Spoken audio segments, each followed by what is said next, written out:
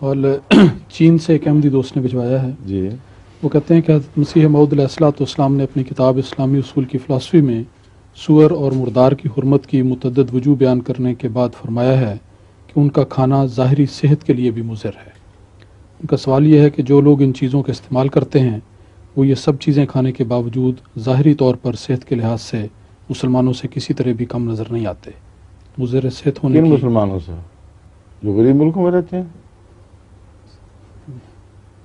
کن ہندوؤں سے؟ کن بدھوں سے؟ تو اسلام کا اور ان کا موازنہ کرنا بالکل ایک لغو موازنہ ہے۔ یہ معاشرے کا اور ملکوں کی اقتصادی حالت کا موازنہ جو یہ کر رہے ہیں اصل میں۔ اب ہندوستان میں جہاں فاقہ کشی ہے وہاں عمریں بہت چھوٹی ہیں، پاکستان میں اتنی تھوڑی تو نہیں مگر پھر بھی یورپ اور امریکہ کے مقابلے پر چھوٹی عمریں ہیں۔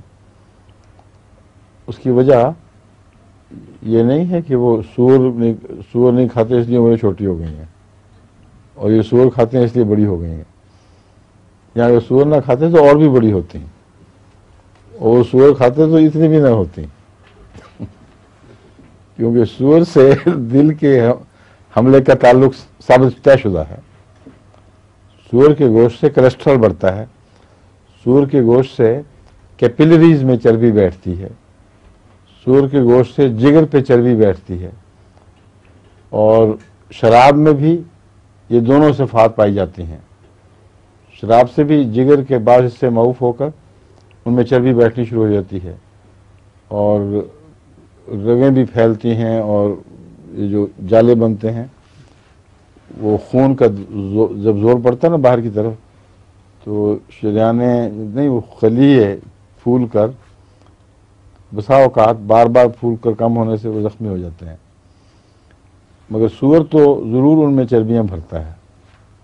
یہ جو ان کی آپ نے کئی دفعہ دیکھا نہیں جالا سا بنا ہوا موزائکس بنے ہوتے ہیں، وہ سارے اکثر سور کی وجہ سے اور شراب ان دونوں کے ملاوٹ سے ہیں۔